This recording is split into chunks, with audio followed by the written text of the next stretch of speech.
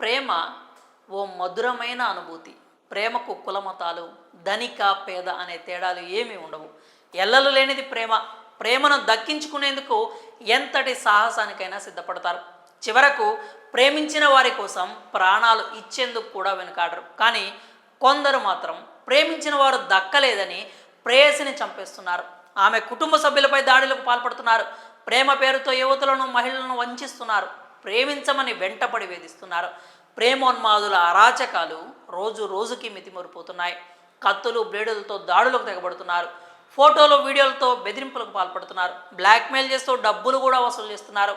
మహిళల రక్షణ కోసం కఠిన చట్టాలను తీసుకొచ్చి అమలు చేస్తున్నప్పటికీ ఇలాంటి దారుణాలకు అడ్డుకట్టపడట్లేదు. ఇటీవల హైదరాబాద్లో ఓ యువకుడు తనను ప్రేమించిన అమ్మాయిని విదేశాలకు పంపించాడని ఆమె తండ్రిపై కాల్పులకు తెగబడ్డాడు.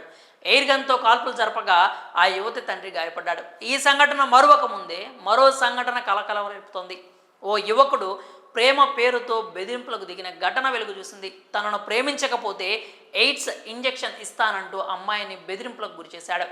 ఈ ఘటన హయత్ నగర్లో చోటు చేసుకుంది. ఆ యువకుడి వేధింపులు తాళలేక యువతి హయత్ నగర్ పోలీస్ స్టేషన్లో ఫిర్యాదు చేసింది.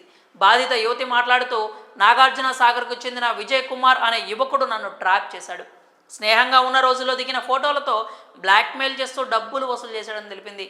తన వెంటపడుతూ కాలేజీ వద్ద బస్సులో వెళ్తున్న క్రమంలో వేధింపులకు పాల్పడుతున్నాడని బాధిత యువతి వెల్లడించింది. బస్ స్టాప్లో బస్సు ఎక్కినప్పుడు కూడా బస్సు ఎక్కి బండెక్కి బస్ స్టాప్లో వచ్చినప్పుడు అందరి ముందట పరువు తీయడం, కాలేజ్ దగ్గరకు వచ్చి అందరి ముందట ఫ్రెండ్స్ ముందట కొట్టడం, బస్ స్టాప్లో ఎక్కుతావా ఇప్పుడు సస్తావా అని చెప్పి నన్ను బెదిరించడం, ఇట్లా చేస్తుంటున్నాను.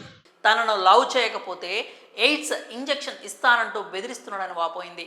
అమ్మా నాన్నలను చంపేస్తానంటూ బెదిరింపులకు పాల్పడుతున్నాడని తెలిపింది. విజయ్ ఇంటి చుట్టూ చక్కర్లు కొడుతూ తనను వేధిస్తున్నాడంటూ తెలిపింది. వెంటబడుతూ లైంగికంగా వేధిస్తున్నాడంటూ ఆరోపించింది. ఎప్పుడు ఏం చేస్తాడో అని భయంగా ఉన్నానంటూ బాధిత యువతి వాపోయింది. తల్లిదండ్రులు లేకుండా బయటకు వెళ్ళలేకపోతున్నానంటూ ఆవేదన వ్యక్తం చేసింది.